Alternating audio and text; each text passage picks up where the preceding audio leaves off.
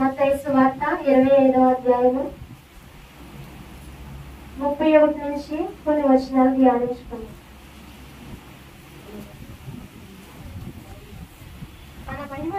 తన మహిమతో మనుష్య కుమారుడు ఆయనతో కూడా సమస్త దూతలను వచ్చినప్పుడు ఆయన తన మహిమ గల సింహాసనము మీద ఆసీనుడై ఉండును. అప్పుడు సమస్త జనములు ఆయన ఎదుట పోగు చేయబడుదురు.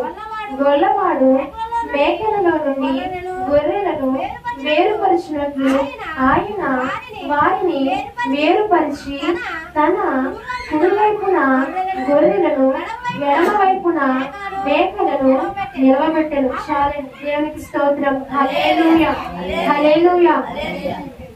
యేసు ప్రభువు వారు ఉపమాన రీతిగా మాట్లాడుతున్న సందర్భం ఏంటంటే, మనుష్య కుమారుడు తన సింహాసనం మీద ఆసీనుడై ఉన్నప్పుడు మనుషులందరూ కూడా ఒక గుంపుగా చేయబడతారంట. ఆ గుంపులో 2 గుంపులు మనకు కనిపిస్తున్నాయి. అందులో ఒక గుంపు ఏంటి?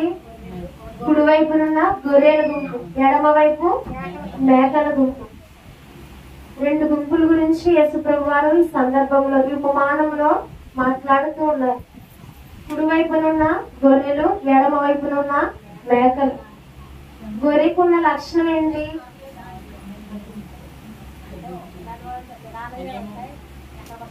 గొర్రెలో వినయం ఉంటుంది, విధేయత ఉంటుంది. కొన్ని గొర్రెల్లో కూడా కొన్నింటిలో వినయం ఉండదు, విధేయత ఉండదు. కానీ యేసు ప్రభు వారు కుడివైపునున్న గొర్రెల గురించి చెప్తున్నారు. కుడివైపున గొర్రెలు ఉంటాయి, ఎడమ వైపునేమో మేకలు ఉంటాయి. యోహాను సువార్తలో యేసు ప్రభు వారు ఒక మాట చెప్తారు. ఏమని?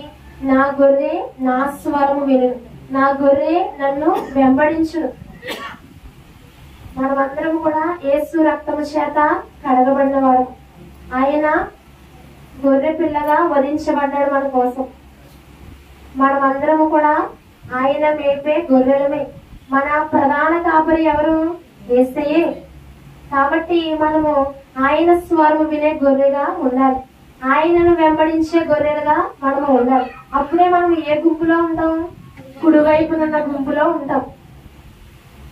సంఘములో కుడివైపు ఉన్నవారు ఉంటారు, ఎడమ వైపు ఉన్నవారు కూడా ఉంటారు. మనం ఏ గుంపులోకి వెళ్ళాలనేది మన భక్తి మీద ఆధారపడుతూ ఉంటుంది, మన క్రియల మీద ఆధారపడుతూ ఉంటుంది.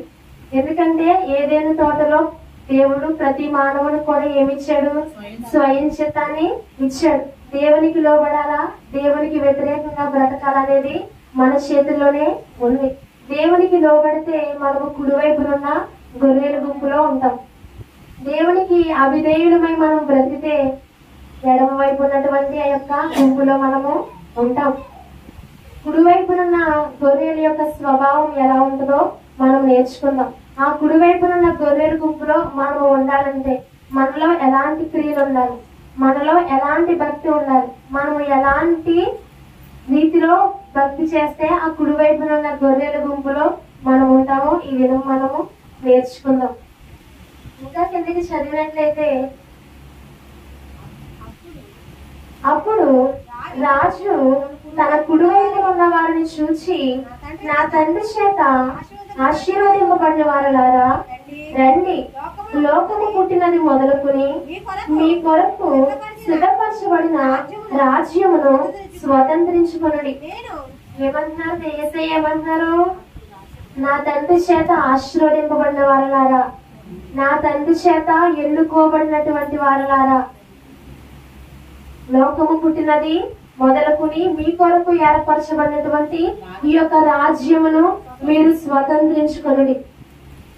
ఈ యొక్క రాజ్యమును మీ కొరకే మేము సిద్ధపరిచి ఉన్నాము. కాబట్టి మీరు లోకములో బ్రతకకుండా మీ కొరకు ఆనందము, సంతోషము, నెమ్మదితో కూడినటువంటి ఈ రాజ్యమును మీరు స్వతంత్రించుకోండి అని యేసయ్య చెప్తూ ఉన్నారు. ఎవరికి?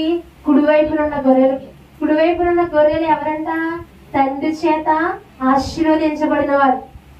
అంటే ఆయన ఎన్నుకున్నవారు. యేసు రక్తము చేత కడగబడిన మనం అందరము కూడా ఆశీర్వదించబడిన వారమే.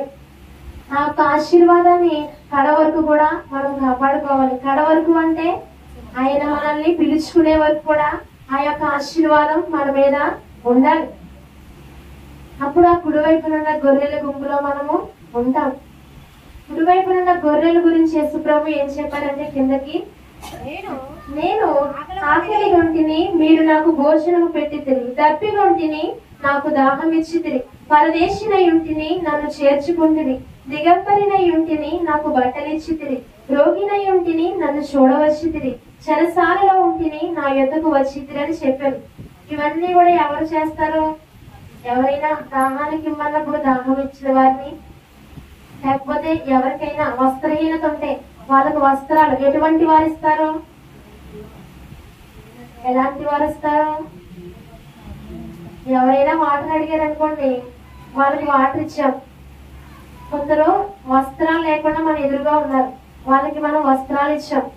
రోగిలా ఉన్నారు మన బంధువుల్లోనూ మన సంఘంలోనూ, వారి దగ్గరికి మనం పరామర్శించడానికి వెళ్ళాం. ఎలాంటి వారు వెళ్తారు? మంచివారు వెళ్తారు, కఠిన హృదయులు వెళ్ళరు. ప్రేమ గల మనస్సు ఉన్నవారు మాత్రమే వెళతారు, మంచి మనస్సు ఉన్నవారు మాత్రమే వెళతారు. క్రీస్తు యేసునకు పోలని మనస్సును మీరును కలిగి ఉండమని పౌలు చెప్తున్నారు. క్రీస్తు మనసు అంటే ఇదే. నిన్ను వలే నీ పొరుగు వారిని ప్రేమించమన్నాడు దేవుడు. ప్రేమించడం అంటే వారి అవసరతల్లో వారిని ఆదుకోవడమే. మనకున్న దాంట్లో మన ఎదురుగా లేని వారు కనిపిస్తే వారికి సహాయం చేయడమే. నేను రోగినై ఉంటిని, నన్ను చూడవచ్చితిరి, నేను దప్పిగొని ఉంటిని, నాకు దాహం ఇచ్చితిరి, దిగంబరినై ఉంటిని, నాకు మీరు వస్త్రములిచ్చితిరి. ఆ కుడివైపునున్న గొర్రెలు ఆయన అడుగుతారు, ఎప్పుడు నువ్వు మా యొద్దకు వచ్చావు ప్రభువా, ఎప్పుడు నీకు ఇవన్నీ మేము చేశామని. అప్పుడు యేసు ప్రభు అంటారు, నాకు కాదు, ఎవరైతే నా పక్షాన్ని వస్తారో, ఎవరైతే ఏమీ లేని వారు ఎదుటిగా ఉంటారో వారికి చేస్తే నాకు కూడా చేసినట్లే. అది దేవుని ప్రేమ. ప్రేమ ఉన్నవారు మాత్రమే ఏ గుంపులో ఉంటారో? కుడివైపునున్న గుంపులో ఉంటారు. కఠినులు ఉండలేరు. రాతి గుండె ఉన్నవారు ఎంత మాత్రము కుడివైపునున్న గుంపులో ఉండలేరు. ప్రేమ గల స్వభావం గలవారు మాత్రమే ఆ కుడివైపునున్న గుంపులో ఉంటారు. ప్రేమించే మనసు మనలో ఉండాలి. ఒకరు ఏదైనా మనలో ఒక మాట అంటే తిరిగి మనం మరొక మాట అనేవారిగా మనము ఉండకూడదు. మత్తయి సువార్తలో యేసు ప్రభు వారు చెప్తారు ఏమని, నీ యొక్క శత్రువు నేను కొట్టినట్లయితే నీ కుడి చెంప మీద కొడితే ఎడమ చెంపను కూడా కొట్టమను, నీ దగ్గర నుంచి ఒకటి లాక్కుంటే నీకున్నది ఇంకొకటి కూడా నువ్వు ఇచ్చే అని చెప్పారు. మనము ఎవరైనా ఒక మాట అంటే వారిని తిరిగి అనే వరకు కూడా మన మనసులో ఏముండదు? నెమ్మది ఉండదు. వారు నన్ను అన్నారో నేను తిరిగి వాళ్ళని అనేయాలి, నాకు ఇచ్చింది నేను తిరిగి ఇచ్చేయాలి అనుకుంటాం అంతే. అలాంటి మనసు దేవునికి ఇష్టమైన మనసు ఎంత మాత్రము కూడా కాదు. ప్రేమించే వారిగా మనము ఉండాలి. మనలో ఏముండాలి? ప్రేమ ఉండాలి. ప్రేమ. యేసు ప్రభు వారి యొక్క లక్షణం ఏంటి? ప్రేమ. ఆయన ప్రేమాస్వరూపి. నువ్వు ప్రేమ లేని వాడవైతే నీవు వ్యర్థుడవు అని పౌలు చెప్తాడు. మనలో ప్రేమ లేకపోతే మనకి ఎన్ని తలాంతులు ఉన్నా కూడా దేవుని దృష్టిలో ఏమీ కనిపించవంట. ఎంత విశ్వాసం ఉన్నా, ఎంత నిరీక్షణ ఉన్నా, ఎంత ఓర్పు ఉన్నా, ఎంత సహనం ఉన్నా, మనలో ప్రేమ అనే ఆత్మ లక్షణం లేకపోతే అవన్నీ ఉన్నా కూడా వ్యర్థం. కాబట్టి దేవుని నమ్ముకున్న మనకు మొదటిగా ఏముండాలి? ప్రేమ ఉండాలి. ప్రేమతో మనము భక్తి చేయాలి. నిన్ను వలే నీ పొరుగు వారిని ప్రేమించమన్నాడు. ప్రేమించాలి. పూర్ణ హృదయంతో, పూర్ణాత్మతో, పూర్ణ శక్తితో నీ దేవుడైన ప్రభువును ప్రేమించవలను. మొదట దేవుని ప్రేమించాలి, తర్వాత ఇరుగు పొరుగు వారిని మనము ప్రేమించే వారిగా ఉండాలి. ఆ ప్రేమ మనలో ఉన్నట్లయితే మనము ఖచ్చితంగా ఏ గుంపులో ఉన్నాం? కుడివైపునున్న గుంపులో ఉన్నాం. ఆయన స్వరం వినే గొర్రెల గుంపులో మనము ఉన్నాం.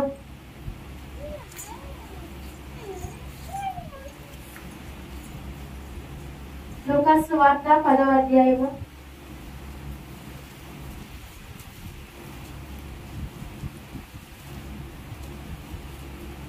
30వ వచనం. లూకాసు వార్త 10వ అధ్యాయం 30వ వచనం. అందుకు యేసు ఇట్లా నేను ఒక మనుష్యుడు యెరూషలేము నుండి యెరికో పట్టణమునకు దిగి వెళ్ళుచు దొంగల చేతిలో చిక్కెను. వారు అతని బట్టలు దోచుకొని అతని కొట్టి పొర ప్రాణముతో విడిచిపోయింది. దేవునికి స్తోత్రం, హల్లెలూయా. ఈ స్టోరీ మనందరికీ తెలిసిందే. ఒక వ్యక్తి ఎక్కడి నుంచి వెళ్తున్నాడంట? యెరూషలేము నుండి యెరికోకు వెళ్తూ ఉన్నాడు. ఆ వ్యక్తి వెళ్తూ ఉండగా దారిలో ఏమైంది? అతడు దొంగల చేతిలో చిక్కుకున్నాడంట. దొంగలు ఏం చేశారు? అతని దగ్గర ఉన్నవన్నీ తీసుకుని, అతని వస్త్రాలు కూడా తీసుకుని అతని కొట్టి కొన ప్రాణంతో అక్కడ పడవేసి వెళ్లిపోయారంట. వెళ్లిపోయినప్పుడు ఆ మార్గం మధ్యలో ఒక లేవీడు వచ్చాడంట. ఒక లేవీడు వచ్చినప్పుడు ఆ లేవీడు ఏం చేశాడంట? ఆ కొన ప్రాణంతో ఉన్నవారిని చూసి ప్రక్కగా వెళ్లిపోయాడంట. రెండవ వ్యక్తి ఎవరు? యాజకుడు వచ్చాడు. యాజకుడు కూడా ఏం చేశాడు? ఆ యొక్క బలహీనతలో ఆ యొక్క కొన ప్రాణంతో ఉన్నటువంటి వ్యక్తిని చూసి ప్రక్కగా వెళ్ళిపోయాడు. వాళ్ళు దేవుని నమ్ముకున్న వారే. యాజకుడు అంటే, లేవీడు అంటే దేవుని ధర్మశాస్త్రము తెలిసిన వారే, దేవుని ప్రజలే. కానీ వారిలో ఏమి లేదు? ప్రేమ లేదు.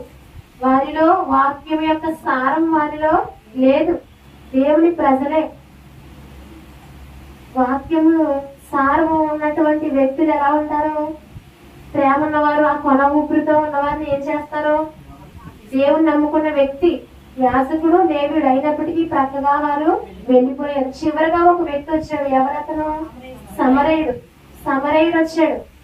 వచ్చి ఆ కొన ఊపిరితో ఉన్నటువంటి ఆ యొక్క వ్యక్తిని దగ్గరికి వెళ్ళి అతనికి ఉన్నటువంటి ఆ గాయాలను కట్టి మందు రాసి పూటకూళ్ళ వాని ఇంటికి చేర్చి అతనికి కావలసినటువంటి వసతులు ఏర్పరచమని ఆ పూటకూళ్ళవానికి 2 దేనారాలు ఇచ్చి మరలా రేపు వస్తాను, ఈ వ్యక్తిని మీరు చూసుకోండి ఆ యొక్క వ్యక్తికి ఆ వ్యక్తిని బాధ్యతగా అప్పగిస్తాడు. మంచి సమరయుడు. సమరయుడు అంటే ఎలా చూస్తారు యూదులు? వారిని పాపులుగా చూస్తారు. సమరయ స్త్రీ దగ్గరికి కూడా వెళ్ళినప్పుడు అడిగారు, ప్రభువా ఆమె దగ్గరకు నువ్వు వెళ్ళావు, వాళ్ళు పాపులు అని శిష్యులు యేసు ప్రభువారిని అడుగుతారు. ఈ యొక్క సమరయుడు కూడా ఏం చేస్తున్నాడంట? ఆ యొక్క గాయపడినటువంటి వ్యక్తి దగ్గరికి వెళ్ళి ఆ గాయాలు కట్టి అతని పరామర్శించి అతని బలపరిచి ఒక ఇంటిలోనికి చేర్చి అతనికి కావాల్సిందంతా కూడా సమకూర్చాడు.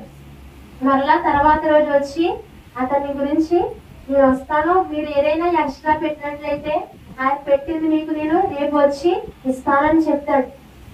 అతను ఒక దేవుని ఎరిగినటువంటి వ్యక్తి. వాక్యం అంటే ఏంటో తెలీదు, దేవుని ప్రేమ అంటే ఏంటో తెలీదు, అన్యుడే, పాపే అయినప్పటికీ అతనిలో ఏముంది? ప్రేమ ఉంది. మనం ఎలా ఉండాలి? మంచి సమరయులుగా మనము ఉండాలి. దాటిపోయేటటువంటి వారిగా మనం ఉంటే దేవునికి ఎంత మాత్రం కూడా ఇష్టం లేదు. కొందరు అవసరతలు చెప్తారు సంఘంలోనే. చెప్పినప్పుడు మనం ఏం చేస్తాం? మనకు నచ్చిన వారైతే వాళ్ళ సాక్ష్యము చక్కగా వింటాం. వాళ్ళు మనకు నచ్చలేదనుకోండి, వాళ్ళ సాక్ష్యం మనం శ్రద్ధగా వినం. వాళ్ళ యొక్క పరిస్థితిని మనం వినం. ఎప్పుడు ఇలా చెప్పుద్ది విడింతే అని మనం ప్రక్కగా వెళ్ళిపోతాం, ప్రక్కగా మొహం పెట్టేసుకుంటాం. అలా ప్రక్కగా పెట్టేసుకునే వారిని దేవుడు ఎంత మాత్రమో ఇష్టపడటం. ఆ వ్యక్తి ఎలాంటి వాడైనప్పటికీ, ఆమె ఎలాంటిదైనప్పటికీ నువ్వేం చేయాలి? ఆమె కోసం ప్రార్థన చేయాలి. ప్రార్థన మాత్రమే మనం చేయగలం, అంతకు మించి మనం చేసేది ఏమి కూడా లేదు. వాళ్ళ యొక్క స్థితిని బట్టి మనము ప్రార్థన చేసేవారిగా ఉండాలి. మన ఎదురుగా అవసరతల్లో ఉన్నవారు ఉంటే మన స్థితిని బట్టి వారికి మనం సహాయం చేసేవారిగా ఉండాలి. అప్పుడు మనం ఎలాంటి వారు అవుతాం? మంచి సమరయులు అవుతాం. మంచి సమరయులుగా ఉంటే దేవునికి ఇష్టం. నిన్ను వలే నీ పొరుగు వారిని ప్రేమించడం అంటే అదే. మన ఇంటి వారిని, మన బంధువుల్ని, మన కులస్తుల్ని ప్రేమించడం గొప్ప విషయం ఏమీ కాదు. మన శత్రువుని ప్రేమించడమే గొప్ప విషయం. మనకు నచ్చని వారిని ప్రేమించడమే గొప్ప విషయం. అలాంటి ప్రేమ దేవునికి ఇష్టం, అలాంటి మనసు దేవునికి ఇష్టం. మంచి సమరయులుగా మనము ఉండాలి.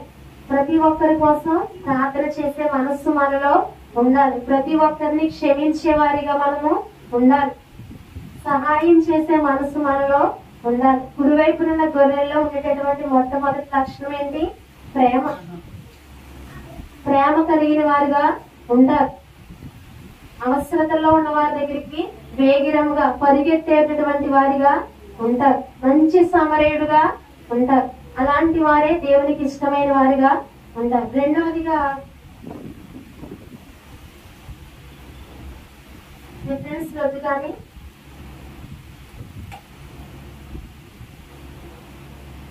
కుడివైపున గొర్రెల గుంపులో ఉండేవారు. రెండవది దేవుని పని చేసేవారు మాత్రమే ఆ గుంపులో ఉంటారు. దేవుని తెలుసుకుని రక్షణ పొందినంత మాత్రాన పరలోకం ఉందని ఎక్కడా రాసిలేదు. రక్షణ పొందాను నేను, ప్రార్థన చేశాను నేను, పరలోకం వెళ్తానన్న స్థితి ఎవరికి లేదు. రక్షణ పొందినంత మాత్రాన పరలోకం ఎవరికి కూడా లేదు. ప్రకటన గ్రంథంలో ఉంటుంది. ఎలాంటి వారు పరలోకం వెళ్ళరంట? పిరికి వారు పరలోకం వెళ్ళరంట.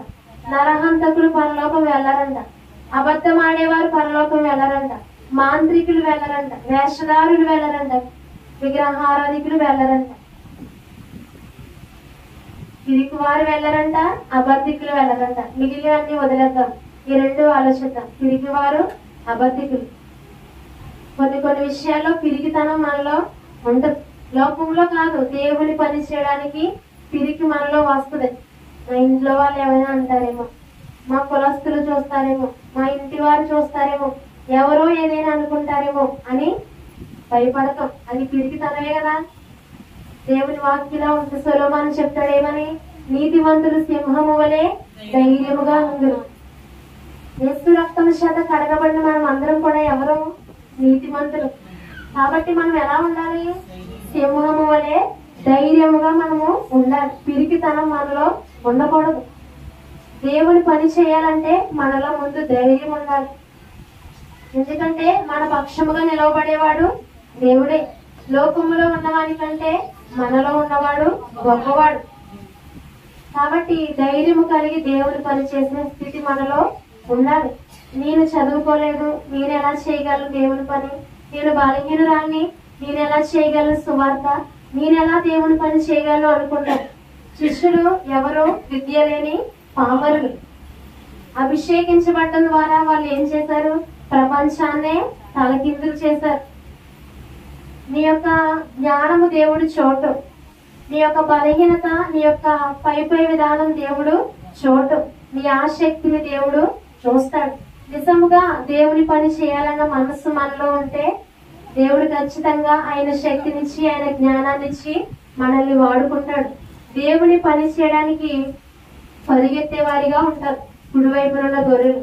నెపములు చెప్పేవారిగా ఉండరు. నాకు ఈ బలహీనత, నాకు ఈ అడ్డు, నాకు ఈ ఆటంకము అని నెపములు చెప్పేవారిగా ఉండరు. దేవుని పని చేయడానికి సమయం ఎప్పుడు వస్తుందా, ఎప్పుడు ఎలా దేవుని పని నేను చేయాలి, ఎప్పుడు ఎలా నేను ఆయన కొరకు ప్రయాసపడాలి అన్న ఆలోచన కలిగి ఉంటారు. కాబట్టి మనందరికీ తెలుసు, పౌలు భక్తుడికి ఏముంది? ఒక ముళ్ళు ఉంది, ఒక బలహీనత ఉంది. ప్రభువా ఈ ముళ్ళు నా నుండి తొలగించంటే ఏమన్నాడు దేవుడు? ఆ ముళ్ళు ఉంటేనే గాని నువ్వు నా పని చేయవు. ప్రభువా నాకు ఈ బలహీనత తీసే, ప్రభువా నాకు ఈ అప్పులు తొలగించు, ప్రభువా ఈ అవసరం తీర్చే, నా కుటుంబంలో నా బిడ్డలకి మంచి భవిష్యత్తులు ఇచ్చే, అప్పుడు నేను నీ పని చేసేస్తాను అంటాను. అలా దేవుడు ఎంత మాత్రం కూడా ఒప్పుకునే దేవుడు కాదు. అన్ని బాగుంటే చేస్తాను ప్రభువా, ఇప్పుడు ఏమీ బాగోలేదు కాబట్టి చెయ్యను అన్న సమాధానం దేవుడికి ఎంత మాత్రము, అలాంటి సమర్పణ దేవుడికి ఎంత మాత్రం ఇష్టం ఉండదు. ప్రతికూల స్థితిలోనే భక్తి చేసే వారి మీద దేవుడి కన్నులు ఉంటాయి. అన్ని అనుకూలంగా ఉన్నప్పుడు అందరూ చేస్తారు. పరిస్థితులు బాగాలేనప్పుడు భక్తి చేసే వారి మీదే దేవుడి కన్నులు ఉంటాయి. బబులోను రాజ్యంలో ఎందరో ఉన్నారు దేవుడు నమ్ముకున్న యవనస్తులు. కానీ ప్రతికూల సమయం అయినప్పటికీ దేవుడి గురించి నిలబడ్డారనే షడ్రకు, మేషకు, అబేద్నెగో మీద దేవుని దృష్టి పడింది. అందరిలా నేను ఉంటాను ప్రభు అంటే దేవుడు ఇష్టపడ్డా. ప్రభువా నేను ఒక ప్రత్యేకంగా జీవిస్తాను, ప్రతికూల స్థితిలో ఉన్న నీ యొక్క ఆజ్ఞను నేను విడిచిపెట్టను అనే వారి మీదే దేవుడి దృష్టి ఎల్లప్పుడూ కూడా ఉంటుంది. దేవుని పని చేయడానికి మనం ఎప్పుడు కూడా భయపడకూడదు. ధైర్యముగా ఆయన పని చేసేవారిగా ఉండాలి. నీకు బలహీనత ఉందా? ప్రభువా నిన్ను స్వస్థపరిచి యెహోవాను నేనే అని నీ వాక్యము సెలవిస్తుంది. ఇదిగో నాకు ఈ బలహీనత ఉంది ప్రవ్వా నువ్వు నమ్మిన ఎడల దేవుడి మహిమను చూస్తావని చెప్పు. విశ్వాసముతో నీ సన్నిధిని మోకరించాను. ఈ బలహీనత డాక్టర్ల వల్ల కాదు, ఎవరి వల్ల కాదు, కానీ నీకు సమస్తము కూడా సాధ్యమే. నీ మాటలో జీవం ఉన్నది కనుక నీ వాక్కును పంపి నువ్వు నన్ను స్వస్థపరచు. నీ పని చేయడానికి ఈ బలహీనత నాకు అడ్డుగా ఉంటుంది. ఒకవేళ ఈ బలహీనతతోనే నీ పని చేయాలని నువ్వు ఆశపడినట్లయితే దినదినము కూడా నీ శక్తి నాకు ఇవ్వి. బలహీనతలోనే నా శక్తి నీకు పరిపూర్ణం చేస్తానన్నావు కాబట్టి నీ శక్తిని నాకు పరిపూర్ణం చెయ్యి, నాకు బలం ఇచ్చి నన్ను వాడుకో అని దేవుని అడిగినట్లయితే నీ బలహీనత ఉన్నా సరే నువ్వు దేవుని పని చేయడానికి పరిగెత్తుకుని వస్తావు. అలాంటి సాక్ష్యాలు ఎన్నో ఉన్నాయి. విశ్వాసం మనలో ఉండాలి, ఆసక్తి మనలో ఉండాలి దేవుని పని చేయాలని. ఆసక్తి విషయంలో మాంద్యుడు కావద్దన్నాడు పౌలు. అంటే బద్ధకస్తులు కాకూడదు ఆసక్తిలో, దేవుని పనిలో. ఆసక్తి ఉన్నట్లయితే ఖచ్చితంగా దేవుడు మనల్ని వాడుకుంటాడు. నీకు ఏ అడ్డు ఉన్నప్పటికీ దేవుడు ఆ అడ్డును తొలగిస్తాడు. మనలో ఆసక్తి ఉండాలి. ఆయనకు మొరపెట్టినట్లయితే ఇరుకున నుండి మొరపెడితే విశాల స్థలమంతైన ఉత్తరం ఇస్తానన్నాడు. ప్రతి ఇరుకు కూడా ఆయన తొలగించి నీకు విశాలత ఇచ్చి ఆయన రాజ్యవ్యాప్తిగా నేను ఘనంగా ఆయన వాడుకుంటాడు. ఆ శక్తితో ఆయనకి మనము మొరపెట్టాలి.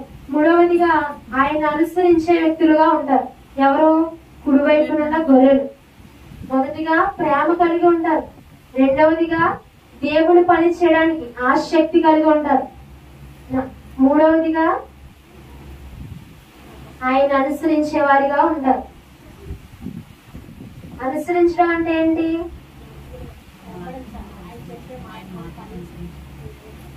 పౌలు భక్తులు ఒక మాట చెప్పాడు కొరింథీ 11:1 మొదటి కొరింథీ. ఏమని? నేను క్రీస్తును పోలి నడుచుకున్న ప్రకారము మీరు నన్ను పోలి నడుచుకోలేడు. ఎవరైనా చెప్పగలరా? బైబిల్లో అంతమంది భక్తులు ఉన్నారు, ఎవరైనా చెప్పారా? చెప్పలేదు. బలహీనుడు పౌలు, పొట్టివాడు కూడా. అలాంటి పౌలు ఏమని చెప్పినాడు? నేను క్రీస్తుని పోలి నడుచుకున్న ప్రకారము మీరు నన్ను పోలి నడుచుకోలేడు. ఒక బలహీనమైనటువంటి వ్యక్తి, ఒక క్రీస్తు ఎరగక ముందు భయంకరమైన క్రీస్తు విరోధి, సంఘాన్ని ఎంతో హింసించిన వ్యక్తి, కొందరు ప్రాణాల తీరానికి కూడా అంగీకరించినటువంటి వ్యక్తి ఏమని చెప్తున్నాడు? నేను క్రీస్తుని పోలి నడుచుకున్నాను. అనుసరించడం అంటే అది. మనం అందరం కూడా చాలా విషయాల్లో అనుకుంటాం, ఏసేలాగా ప్రార్థన చేసేయాలి. ఆయన చెప్పాడు కదా, వాడుకు చొప్పున మందిరానికి వెళ్ళమని, వాడుకు చొప్పున ప్రార్థన చేయమని, వాడుకు చొప్పున వాక్యము చదవమని. నేను కూడా అలానే ఉండాలని చాలా మంది అనుకుంటారు. యేసయ్యను అనుసరించడం అంటే ఏంటి? వాక్యం చదివేయడం, ప్రార్థన చేసేయడం, మందిరానికి వెళ్ళిపోవడం ఇది కాదు. ఇది సెకండరీ. ఫస్ట్ ఏంటి? క్రీస్తు యేసునకు కలిగిన మనస్సును మీరును కలిగినది. ఆయన మనస్సు మనం కలిగి ఉండడమే ఆయన అనుసరించడం. ఆయన చూపించిన మార్గంలో నడుచుకోవడమే ఆయన అనుసరించడం. ఎదుటివారు దూషించినప్పుడు ఆయన వారిని క్షమించాడు. సువార్త చేస్తున్నప్పుడు అనేకులు ఆయన అడ్డగించినప్పుడు, శాస్త్రులు పరిసయ్యులు ఆయన వ్యతిరేకించినప్పుడు ఆయన ప్రక్కగా వెళ్ళిపోయారు. కొన్ని సందర్భాల్లో వారికి జవాబు కూడా చెప్పలేని సందర్భాలు ఉన్నాయి. అనుసరించడం అంటే అది. ఎలాంటి కఠిన సమస్య అయినప్పటికీ, పరిస్థితులు అయినప్పటికీ కూడా ఏం చేశాడు ఆయన? దేవుని పని విడిచిపెట్టలేదు. తండ్రి చిత్తాన్ని నెరవేర్చడం అయినా విడిచిపెట్టలేదు. పౌలు భక్తులు కూడా అలానే కనిపిస్తున్నాడు మనకి. పౌలు కూడా అనేకమైన సమస్యలు ఎదురయ్యాయి. బందీ గృహంలో వేశారు. ఏమని? ఎందుకు వేశారు? సువార్త ప్రకటిస్తున్నాడని. ఇంకొక మాట చెప్తున్నాడు, ఏమని? యేసుక్రీస్తే అందరికీ ప్రభు అని. కానీ అప్పుడున్న సిస్టమ్ ఏంటి? రోమా రాజ్యం ఉన్నది. రోమీ చక్రవర్తినే ప్రభు అని ఒప్పుకోమంటారు. పౌలు ఏమంటాడో, మిగిలిన విశ్వాసులు కూడా యేసుక్రీస్తే ప్రభు, యేసుక్రీస్తే అందరికీ ప్రభు, ఈ రోమా చక్రవర్తి మాకెంత మాత్రం కూడా ప్రభువు కాదని వాళ్ళు ఒప్పుకోలేదని ఈ యొక్క క్రైస్తవులందరినీ కూడా చెరసాలలో వేస్తారు. అయినప్పటికీ చెరసాలలో వేసినా పర్లేదు, బందీ గృహంలో వేసినా పర్లేదు, కానీ మేము మా యొక్క దేవుడు ఇచ్చినటువంటి ఆ ఆజ్ఞను మేము విడిచిపెట్టం. ఆయనే మాకు ప్రభువు అని వారు నిలవబడినందుకు వారందరినీ కూడా చెరసాలలో వేశారు. దేవుణ్ణి అనుసరించే వారు దేనికి కూడా భయపడరు. పరిపూర్ణంగా క్రీస్తును పోలి బ్రతికిన వారు కుడివైపునున్న గొర్రెల గుంపులో ఉంటారు. కష్టమైన స్థితే, కానీ లోకం మీద మనస్సు విరుచుకున్నట్లయితే ఈ భక్తి కంటే సులువైన భక్తి వేరొకటి ఏమీ ఉండదు. ధనము మీద, లోక ఆశల మీద మనకు ఆశ ఉన్నంత కాలము ఈ భక్తి మనం చేయలేము.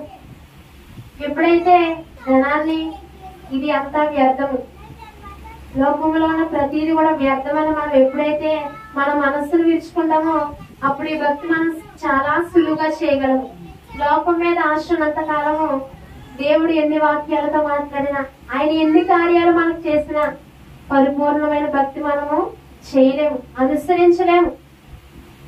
కాబట్టి లోకము మీద మన మనస్సు విరుచుకునే వారిగా ఉండాలి. విరిగి నలిగిన మనసే దేవునికి ఇష్టమైన బలి. ఎందులో విరుచుకోవాలి? లోకాశల మీద మన మనస్సు విరుచుకోవాలి. సొలొమోను చెప్తాడు ఏమని? సూర్యుని క్రింద ఉన్నదంతా కూడా వ్యర్థము, వ్యర్థము, వ్యర్థమే. వాక్యం చదువుతాం కానీ వ్యర్థం అనుకుంటాం, కానీ మనం దేన్ని కూడా వ్యర్థంగా చూడం. దేవుడు దేన్ని వదిలేమని చెప్పట్లేదు, కానీ నన్ను ప్రేమించండి అని మాత్రమైనా చెప్తున్నాడు. నా తండ్రి చేత ఆశీర్వదింపబడిన వాళ్ళారా, లోకము పుట్టినది మొదలుకొని మీ కొరకు ఏర్పరిచినటువంటి రాజ్యమును మీరు పోగొట్టుకోవద్దు. ఈ వ్యర్థమైన వాటి కొరకు ఆ యొక్క నిత్య ఆశీర్వాదాన్ని మీరు పోగొట్టుకోవద్దు.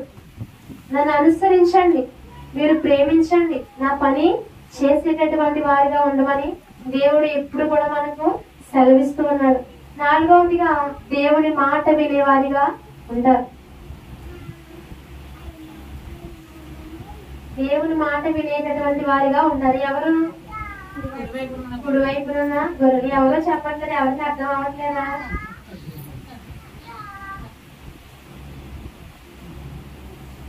దేవుని మాట వినేవారిగా ఉంటారు. వాక్యంలో ఒక మాట ఉంటుంది, ఏమనంటే బలులు అర్పించుట కంటేను ఆజ్ఞలు గైకొనుటయు, పొట్టేల ప్రభువును అర్పించుట కంటేను మాట వినుటయు శ్రేష్టం. ఎవరి మాట? దేవుని మాట. దేవుని మాట వినడము శ్రేష్టం అంట. మాట వినేవారు మాత్రమే కుడివైపునున్న గొర్రెల గుంపులో ఉంటారు.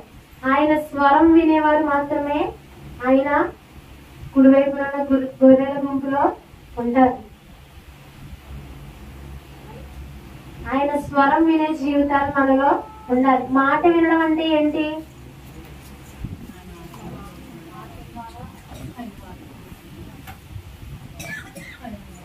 మాట వినడం అంటే ఏంటి? ఇప్పుడు మన పిల్లలకి ఏదైనా పని చెప్పామనుకోండి, అది చేస్తే వాళ్ళ మాట విన్నారనుకోం, అది చేయకపోతే మాట వినలేదు. ఏం చెప్పాడు దేవుడు మనకి?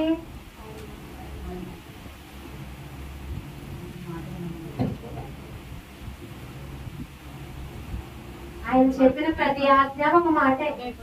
రక్షణ పొందిన మనకి దేవుడు కొన్ని ఆజ్ఞలు ఇచ్చాడు.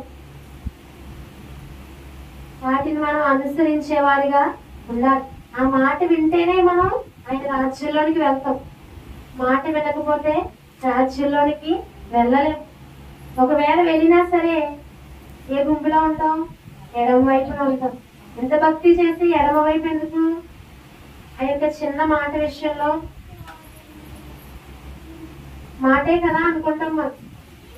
మలాకీ గ్రంథంలో ఉంటుంది ఏమని? యెహోవా యందు భయభక్తులు గలవారు మాట్లాడుకునేటటువంటి ప్రతి మాట కూడా యెహోవా చెవియొగ్గి ఆలకించును. భయభక్తులు గలవారంటే ఎవరు? మనమే. ఆయన ప్రజలమైన మనమే. మనము మాట్లాడుకునే మాట ఆయన చెవియొగ్గి ఆలకిస్తాడంట. మాటే కదా అనుకుంటాం అంతే. ఆ చిన్న మాటే మన జీవితాన్ని తలక్రిందులు చేస్తుంది. అటు ఉండాలా ఇటు ఉండాలనేది నిర్ణయిస్తుంది. కాబట్టి ఆయన మాటకు లోబడే వారిగా మనము ఉండాలి. చిన్న క్రియే కదా దేవుడు క్షమించేస్తాడు, చిన్న మాటే కదా దేవుడు క్షమించేస్తాడు అని సులువుగా చేస్తాం. మనం సులువుగా చిక్కులు పెట్టే పాపాన్ని విడిచిపెట్టమన్నాడు దేవుడు. సులువుగా ఏది చిక్కులు పెడతాం మనల్ని? మన నోటి మాటే మనల్ని చిక్కులు పెడతాం. అంతకు మించి మనం చేసే పాపం ఏమి ఉండదు. నోటి మాటల్లోనే నేటి క్రైస్తవ సమాజంలో చాలా మంది భక్తులు పడిపోతున్నారు, చాలా మంది విశ్వాసులు పడిపోతున్నారు. నోటి మాట ఎలా ఉండాలి? మృదువుగా ఉండాలి, దేవునికి ఇష్టమైన మాటగా ఉండాలి. నోటి మాట దేవునికి ఇష్టముగా మనము మార్చుకోవాలి. ఇశ్రాయేలీల్లో 40 లక్షల మంది వెళ్ళారు, కానీ ఎంతమంది వెళ్ళారు? అన్నారు 2 వెళ్ళారు. ఎందుకు వెళ్ళారు వాళ్ళిద్దరు? నోటి మాట బట్టి వెళ్ళారు వాళ్ళు. ఏమన్నాడు కాలేబు? మిగిలిన 10 మంది కూడా ఏమన్నారంటే, వాళ్ళు ఉన్నత దేవులు, వాళ్ళు మనం జయించలేమన్నారు కనానీయులు చూసి. కానీ కాలేబు ఏమన్నాడు? ఇది మనకు అసాధ్యం, కానీ మన వెనుకున్నటువంటి మనల్ని నడిపించేటటువంటి దేవునికి సాధ్యం. ఆయనకు సమస్తము కూడా సాధ్యమే. ఖచ్చితంగా ఆయన మనకు విజయాన్ని ఇస్తాడు. ఖచ్చితంగా దేశాన్ని మనము స్వతంత్రించుకుంటాం అని కాలేబు మాట్లాడాడు. ఆ మాటను బట్టి అతను ఎక్కడున్నాడు? వాగ్దాన దేశంలో ఉన్నాడు. మాటే కదా అనుకుంటాము, ఆ మాటే దేవుడు ఆలపిస్తాడు. మన యొక్క ప్రతి మాట కూడా జీవ గ్రంథంలో రాయబడతాయి. కాబట్టి దేవుడు చెప్పిన ప్రతి మాట కూడా మనము వినేటటువంటి వారిగా ఉండాలి. అబ్రహాము ఆయన మాట విన్నాడు కాబట్టే విశ్వాసులకు తండ్రి అయ్యాడు. అబ్రహాము దేవుని నమ్మెను, అది అతనికి నీతిగా ఎంచబడేది. విశ్వాసులకి తండ్రిని చేశాడు దేవుడు అబ్రహాము. కాబట్టి మాట వినేవారిగా మనము ఉండాలి. దేవుడు చెప్పిన మాట, ఏదైనా నువ్వు ఈ పని చెయ్యి, నువ్వు ఎలా వెళ్ళు అని దేవుడు దర్శన రూపంలో, వాక్యం రూపంలో మనతో మాట్లాడినట్లయితే తిరిగి మనం ఆయన్ని ప్రశ్నించకూడదు. అది దేవుడు ఇచ్చిన మాట అయితే ఖచ్చితంగా మనము చేయాలి. శ్రమ అయినా దానివల్ల మనకు కొంచెం కొద్ది కాలం నష్టం వచ్చినప్పటికీ, కొద్ది కాలం మనం ఆ యొక్క మాట వినడం వల్ల కొంచెం శ్రమ మనకు వచ్చినప్పటికీ తర్వాత ఖచ్చితంగా ఆశీర్వాదం అనేది మనం చూస్తాం. దేవుడు మాట్లాడినప్పుడు మనము దేవుణ్ణి అడగాలి, ప్రభువా ఇది ఖచ్చితంగా నీ మాటేనా అని మనం దేవుణ్ణి అడిగినట్లయితే దేవుడు మరలా మనతో మాట్లాడతాడు. ఆయన పదే పదే ఆ మాట మనతో మాట్లాడి ఇది చేయనప్పుడు మనం ఖచ్చితంగా చేయాలి. ప్రభువా ఇది చేయడం వల్ల నాకు ఏదైనా అవుతుందేమో, నేను చేయను అని మనం ప్రశ్నించే వారిగా ఉండకూడదు, అటు చెప్పేవారిగా ఉండకూడదు. మాటకు లోబడాలి మనం. ఇప్పుడు కొంచెం శ్రమ రావచ్చు, కొంచెం మనము నలగవచ్చు, కానీ ఖచ్చితంగా దేవుడు ఆ యొక్క మాట వినడం వల్ల ఇవ్వాల్సినటువంటి దీవెన ఖచ్చితంగా ఇస్తాడు. అబ్రహామును జ్ఞాపకం చేసుకున్న దేవుడు మనల్ని కూడా జ్ఞాపకం చేసుకుంటాడు. ఆయన కొరకు విడిచిపెట్టడానికి మనము ఇష్టపడాలి. ఆయన కొరకు పని చేయడానికి మనము ఇష్టపడాలి. ఆయన కొరకు శ్రమైనా వేదనైనా ఏదైనా అనుభవించడానికి మనము ఇష్టముగా ఉండాలి. అలాంటి వారే ఎవరు? కుడివైపునున్న గొర్రెలు. కుడివైపునున్న గొర్రెల గుంపులో మనము ఉండాలి. ఖచ్చితంగా మనం అప్పుడు ఏం చేస్తాం? ఆయనలో ఆనందిస్తాం. మనం ఆ సిద్ధపరిచినటువంటి వాగ్దాన దేశాన్ని మనము పొందుకుంటాం. నిత్యము ఆయన్ని స్తుతిస్తాం. ఆయన రాజ్యంలో, ఆయన పరిపాలనలో ఒక మంచి అధికారం మనం పొందుకొని ఆయనతో పాటు పరిపాలన చేసే గొప్ప కృప దేవుడు మనకి ఇస్తాడు. అది లిమిట్ ఎంత మాత్రం కూడా ఉండదు. ఈ లోక పరిపాలన 5 సంవత్సరాలు అంతే, కానీ దేవుడు ఇచ్చే పరిపాలన ఎన్ని సంవత్సరాలు? ఎన్ని సంవత్సరాల పరిపాలన? 1000 సంవత్సరాల పరిపాలన, 1000 సంవత్సరాల తీర్పు. ఆ తీర్పులో మనం ఎలా ఉండాలి? తీర్పులో నీతిమంతులుగా ఉండాలి, న్యాయవంతులుగా ఉండాలి. ఇంకా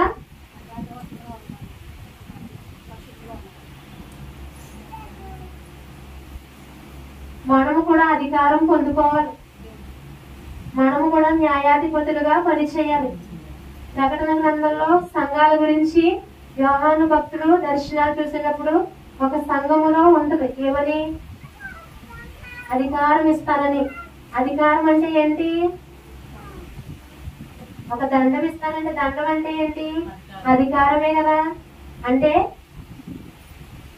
నమ్మకంగా పనిచేసిన వారికి, యథార్థవంతులుగా ఉన్న వారికి ఆయన 1000 ఏండ్ల పరిపాలనలో దేవుడు అధికారం ఇస్తాడు. ఎవరి మీద అధికారం? ఇప్పుడు మీరు సువార్త చేస్తున్నప్పుడు కొంతమంది మిమ్మల్ని హేళన చేస్తారు. దేవుణ్ణి ఎరుగని ప్రజలు అనేక మంది ఉంటారు. వాళ్ళందరినీ మీద మిమ్మల్ని ఎలా పెడతాడు ఆయన? అధికారులుగా పెడతారు. వారికి మీరు తీర్పు తీర్చేవారిగా ఉంటారు. ఒక అధికారం దేవుడు మీకు ఇస్తాడు. ఊరికినే రాగది. ఎప్పుడు వస్తుంది? జయించాలి. జయించువానికే అధికారం ఇస్తానని మాట్లాడాడు దేవుడు. జయించువానికే దండం ఇస్తానన్నాడు. నేను వచ్చే వరకు నేను ఇచ్చినటువంటి రక్షణ గట్టిగా పట్టుకున్న వారికే. రక్షణ గట్టిగా మనము పట్టుకోవాలి. మనకి ఇచ్చిన తలాంతులు మనం గట్టిగా పట్టుకోవాలి. మనకి ఇచ్చినటువంటి కవచాన్ని మనం గట్టిగా పట్టుకోవాలి. జార విడుచుకోకూడదు. దినదినము కూడా ప్రార్థన అనే సర్వాంగ కవచం మనలో ఉండాలి. వాక్యం అనే ఖడ్గం మన చేతిలో ఉండాలి. రక్షణ అనే శిరస్త్రాణమును అనుదినము కూడా మనము ధరించుకోవాలి. సత్యం అనే దట్టిని కట్టుకోవాలి. నీతి అనే మైమర్పును తొడుక్కోవాలి. సిద్ధ మనస్సు అనే జోడు ధరించుకోవాలి. ఆయన కొరకు మనము బ్రతకాలి. కుడి వైపునున్న గొర్రెల గుంపులో మనము ఉండాలి. ఖచ్చితంగా ఉండాలి. అందరినీ కూడా ఒక గుంపుగా చేస్తాడు. ఎవరైతే ప్రేమ కలిగిన వ్యక్తులు ఉంటారో, రెండవదిగా ఎవరైతే ఆయన పని ఆసక్తిగా చేస్తారో, మూడవదిగా ఎవరైతే ఆయనను అనుసరిస్తారో, నాలుగవదిగా ఎవరైతే ఆయన మాట వింటారో వారే కుడివైపున ఉంటారు. ఎవరైతే ప్రేమ లేకుండా బ్రతుకుతారో, ఎవరైతే దేవుని పనిని నిరాశతో నిర్లక్ష్యంతో నేను చేయను అన్న అవిధేయతలో ఉంటారో, ఎవరైతే ఆయన మాట వినకుండా, ఎవరైతే ఆయన చెప్పిన ఆజ్ఞలు అనుసరించకుండా సొంత ఉద్దేశాలతో భక్తి చేస్తారో వారు ఎక్కడ ఉంటారు? ఎడమ వైపు. ఆ ఎడమ వైపు ఉన్న వారు ఎందులో ఉంటారు? నరకంలో ఉంటారు. అగ్ని ఆరదు, పురుగు చావదు. రక్షణ పొందిన వారే, కానీ వారిలో ఏం లేదు? ఆజ్ఞ అనుసరించే విధానం లేదు. మాటకు లోబడే జీవితం లేదు. దేవుని అనుసరించినటువంటి వారిగా వారు లేరు. కాబట్టి రక్షణ పొందిన మనము జాగ్రత్తగా భక్తి చేయాలి. కడవరి దినాల్లో, రాకడ దినాల్లో మనము ఉన్నాం. చేద్దాంలే, రేపు చేద్దాంలే, తర్వాత సంవత్సరం చేద్దాంలే, ఇంకా టైం ఉంది కదా అనుకోకూడదు. సమయమును సద్వినియోగం చేసుకోమన్నాడు దేవుడు. అజ్ఞానుల వలె కాక జ్ఞానుల వలె నడుచుకోమన్నాడు. జ్ఞానవంతులే సమయాన్ని సద్వినియోగం చేసుకుంటారు. అజ్ఞానులే చేద్దాంలే అని వాయిదా వేస్తారు. ఈ సమయంలో కూడా, ఈ క్షణం కూడా మనము సమయాన్ని సద్వినియోగం చేసుకోవాలి. లోకం మీద ఆశ ఉంటే విడిచిపెట్టాలి. ఆయన మాట వినాలి. మొదట నన్ను గణపరచమన్నాడు దేవుడు. నన్ను గణపరచు వారిని మీరు గణపరుస్తానన్నాడు. కాబట్టి ఆయన గణపరచడానికి ఎప్పుడు కూడా మనము సిద్ధముగా ఉండాలి. ఆయన మాట వినేవారిగా మనము ఉండాలి. ఆయనను ప్రేమించే వారిగా ఉండాలి. ఆయన ప్రేమను ఇతరులకు అందించే వారిగా కూడా మనము ఉండాలి. అప్పుడు దేవుడు మనల్ని చూసి సంతోషిస్తాడు. ఈ కడవరి దినాల్లో ఎవరైతే నమ్మకంగా భక్తి చేస్తారో వారికి దేవుడు ఖచ్చితంగా ఆయన ధననిధిలో దాచించినటువంటి ఆ జీతాన్ని ఖచ్చితంగా ఇస్తాడు. ఎందుకంటే మన దేవుడు నమ్మకమైన దేవుడు. ఆకాశము భూమి గతించును గాని నా మాట ఎన్నడూ కూడా గతించదు. ఆయన ఇస్తానటువంటి ఆశీర్వాదాన్ని ఎప్పుడు కూడా మనకు దూరము చేయడు. కొంచెం సమయం ఉంటుంది. ఆ సమయం వరకు కూడా మనం సహనముతో, నిరీక్షణతో, ఓర్పుతో, విశ్వాసముతో కనిపెట్టినట్లయితే ఖచ్చితంగా మన ఆశీర్వాదాన్ని దేవుడు మనకి అనుగ్రహిస్తాడు. నమ్మకంగా పనిచేసే వారిగా ఉండాలి. ఆయన ఇచ్చినటువంటి ఆజ్ఞకి లోబడే మనస్సు ఉండాలి. ఈ 3 దినాలు కూడా దేవుని సన్నిధిలో ఆయనతో ఎక్కువ సహవాసం చేస్తూ ఉన్నట్లయితే ఖచ్చితంగా దేవుడు మనకి శక్తినిస్తాడు. ఖచ్చితంగా దేవుడు మనల్ని బలపరుస్తాడు. ఖచ్చితంగా మనకు అడ్డులు, ఆటంకాలు దేవుడు తొలగిస్తాడు. వ్రత దినాలుగా ఎంచుకుని దేవుని సన్నిధిలో మనము గడుపుతున్నాం. ఖచ్చితంగా మనం ఆయన ఆలకిస్తాడు. ఆయన త్రోసివేసే దేవుడు ఎంత మాత్రము కూడా కాదు. శరీరము వద్దనే అంటది, కానీ ఆత్మ ఏమంటది? దేవుని పని చేయమని ఆత్మ చెప్పుద్ది, కానీ శరీరం వెనుకకు లాగుతూ ఉంటది. ఆత్మకు శరీరానికి ఎప్పుడూ పోరాటమే జరుగుతుంది. శరీరం లోకం వైపు లాగుతుంది, ఆత్మ దేవుని వైపు లాగుతుంది. ఆత్మ చెప్పుచున్న మాట చెవి గలవాడు వినుగాక. అవి వినే చెవులు పరిశుద్ధాత్మ దేవుడు మనందరికీ అనుగ్రహించును గాక. ఆయన మాట వినే జీవితాలు మనం అందరం కూడా కలిగి ఉండాలి. ఆత్మ చేత మనము నడిపించబడాలి. ఈ 3 దినాలు కూడా దేవుని సన్నిధిలో మనము గడపాలి. మందిరం అంటే ఏంటంటే ఇర్మియా చెప్తాడు 18వ అధ్యాయంలో. ఇర్మియా, నీవు లేచి కుమ్మరివాని ఇంటికి వెళ్ళి సారి మీద ఉన్నటువంటి పాత్రను చూడు, అది పగిలిపోద్ది, కానీ ఆ కుమ్మరివాడు ఏం చేస్తాడో మరలా సారి మీదకి ఎక్కి దాన్ని సరి చేస్తాడు. కుమ్మరివాని ఇల్లు అంటే ఏంటి? దేవుని మందిరం. సారి అనగా వాక్యం. ఆ జిగటమన్న ఏంటి? మనమే. ఆ మట్టిలో ఏముంటాయి? రాళ్ళు ఉంటాయి, అనేకమైన మలినాలు ఉంటాయి. రాళ్ళు ఉన్నప్పుడు, మలినాలు, గడ్డి అది ఇది ఉన్నప్పుడు ఆ పాత్ర వస్తుందా సరిగా? ఎంత సారి మీద పెట్టి ఎంత ప్రయత్నించినా అది సరిగా రాదు. ముందు ఆ మలినాలు తీసివేయబడాలి, ముందు ఆ రాళ్ళు తీసివేయబడాలి. ఎవరు తీయగలరు అది? ఆ కుమ్మరివాడే తీయగలరు. అతనికే ఓపుకుంటది. కుమ్మరివాడు అనగా ఎవరు? యేసయ్యే. మనం ఇష్టపడాలి. మనలో ఉన్నటువంటి మలినాలు, మనలో ఉన్నటువంటి రాళ్ళు తొలగించమని ఆయనకి చెప్పాలి. ఒప్పుకుంటేనే కానీ ఆయన ఏది కూడా బలవంతంగా తీయడు. ప్రభువా, నాలో ఈ మలినాలు తొలగించని మనము ఆ ఇంటిలోనికి వచ్చి, దేవుని సన్నిధిలోనికి వచ్చి ఈ 3 దినాలు కూడా మనం ఆయన్ని అడగాలి.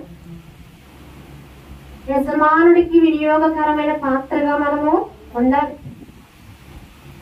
తిమోతి రాసిన పత్రికలో ఉంటది, కొన్ని ఘనతకు తగిన పాత్రలుగాను, కొన్ని ఘనహీనతకు తగిన పాత్రలుగాను ఉంటాయండి. పాత్రలు ఉంటాయి, కొన్ని ఘనతకు వినియోగించబడతాయంట, కొన్ని ఘనహీనతకు. అంటే చక్కగా పైన పెడతాం కదా కొన్ని మంచి పాత్రలన్నీ, ఇందులో పెడతాం కదా కొన్ని మంచిగా ఉన్నవన్నీ పైన పెడతాం. కొంచెం పాడైపోయినవి, సరిగా లేని ఎక్కడ పెడతాం? అవి కూడా పాత్రలే, కానీ కింద పెడేస్తాం.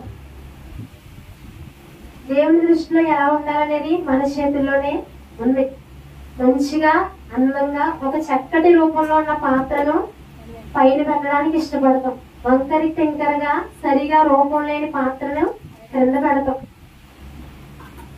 కాబట్టి ప్రభువా, నేను ఇలా ఉంటాను, నన్ను ఇలా చెయ్యి అని మనం దేవుడికి చెప్పకూడదు. ప్రభువా, నువ్వు ఏ విధంగా నన్ను వాడుకోవాలనుకుంటున్నావో అలాంటి పాత్రగానే నువ్వు నన్ను తయారు చేసుకో. ఘనహీనతకు తగిన పాత్రగా కాదు, ఘనతకు తగిన పాత్రగా నువ్వు నన్ను చెయ్యి, నన్ను చెక్కు అని మనము ఆయన సన్నిధిలోనికి వచ్చి మనము అడగాలి. జిగట మన్నుగా మనము ఉన్నాం. ఆయన మనల్ని పాత్రగా చెక్కడానికి ఇష్టపడుతూ ఉన్నాడు. మనము కూడా ఇష్టపడాలి. ఆయన సారి మీద నిలిచి ఉండాలి, వాక్యం మీద నిలిచి ఉండాలి. కుమ్మరివాని ఇంటిలో మనము ఉన్నాం. అలా చెయ్యి, ఇలా చెయ్యని ఆయన కండిషన్లు పెట్టకూడదు. రూల్స్ అండ్ రెగ్యులేషన్స్ కాదు, సంపూర్ణంగా ఆయన చిత్తానికి మనము లోబడి, నువ్వా నాలో మలినాలు తొలగించు, నీకు ఇష్టమైనటువంటి పాత్రగా నన్ను మలుచుకో, ఘనతకు తగిన పాత్రగా నేను ఉండాలి. నీ రాజ్యంలో పనిచేయడమే గొప్ప ఘనత. ఆ పని చేసేటటువంటి పాత్రగా నేను ఉండాలి అని దేవుని సన్నిధిలో మనం అడిగినట్లయితే ఆయన ఖచ్చితంగా మనలోని మలినాలు తొలగించి ఆయనకి ఇష్టమైన పాత్రగా మనల్ని మలుచుకుని ఆయన వాడుకుంటారు. కాబట్టి ఎప్పుడు కూడా ఆయన మాటకు లోబడే మనసు మనలో ఉండాలి. కుడివైపున గొర్రెల గుంపులో మనము ఉండాలి. ఆయన మాటకు లోబడే వారిగా ఉండాలి. అతి కృప దేవుడు మనందరికీ దయచేయునుగాక. ఆమేన్. హల్లెలూయా. ప్రార్థన చేసుకుంటామని వాకరించి ప్రార్థన చేస్తాం. 10 నిమిషాలు ప్రతి ఒక్కరు